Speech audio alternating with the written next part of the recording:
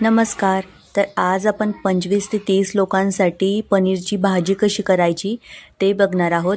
छोटे मोठे कार्यक्रम असो किंवा लग्नसराईमध्ये काही कार्यक्रम असतात, बर्थडे पार्टी असते, तर त्यासाठी परफेक्ट मलाईदार आणि मस्त घट्टसर भाजी कशी करायची तेच आपण बघणार आहोत. तर सगळ्यात अगोदर इथं 1.5 किलो पनीर घेतले, तुमच्या अंदाजाने तुम्ही करा, आणि छोटे छोटे क्यूब करून घेतलेत. नंतर 2 किलो कांदे घेतलेत आणि 1 किलो टमॅटो घेतलाय. इथं काही खडे मसाले घेतलेत, दालचिनी, लवंग, इलायची. नंतर कढईमध्ये तेल तापवून घेतलंय कडक आणि त्याच्यामध्ये मीठ टाकायचं आहे. मीठ टाकल्याने काय होतं की जे पनीर असतं ते आपल्या कढईला चिटकणार नाही. तर इथं गोल्डन कलर येईपर्यंत मस्त छान पनीर फ्राय करून घेतलंय आणि त्याच तेलामध्ये आता आपण ग्रेव्हीची तयारी करणार आहोत. तर थोडंसं तेल मी इथं वाढवून घेतलंय. इथं मोठ्या भांड्यामध्ये गरम झाल्यावर तेल उभे चिरलेले कांदे घालायचे आणि कांदे छान गोल्डन कलर येईपर्यंत छान परतून घ्यायचे.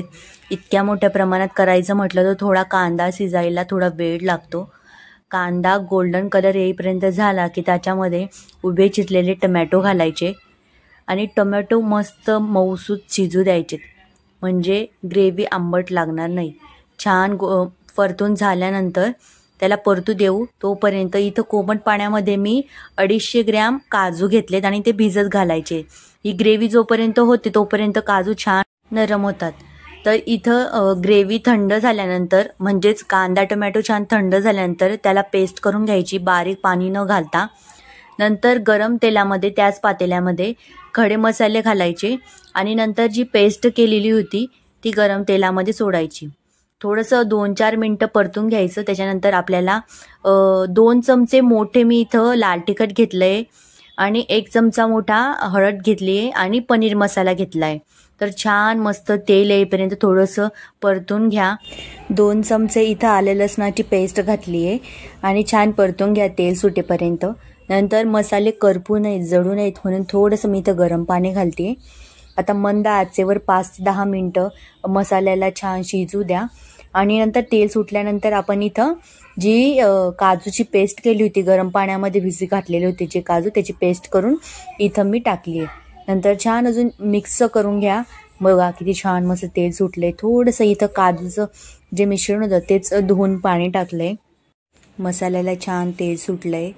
इथं आता तुम्हाला कितपत पातळ घट्ट हवं आहे तेवढं तुम्ही गरम पाणी ॲड करा आणि इथं मी चवीप्रमाणे मीठ घातलंय.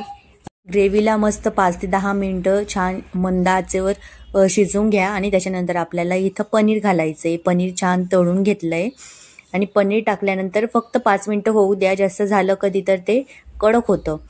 तर तुम्ही अशा प्रकारे जर ही भाजी केली तर अगदी बरोबर आणि मस्त मलाईदार होते.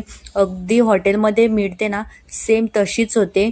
मस्त कोथिंबीरीने गार्निश करा आणि अशाच नवनवीन आणि झणझणीत रेसिपीसाठी मला नक्की सबस्क्राईब करा आणि नक्की ट्राय करून बघा.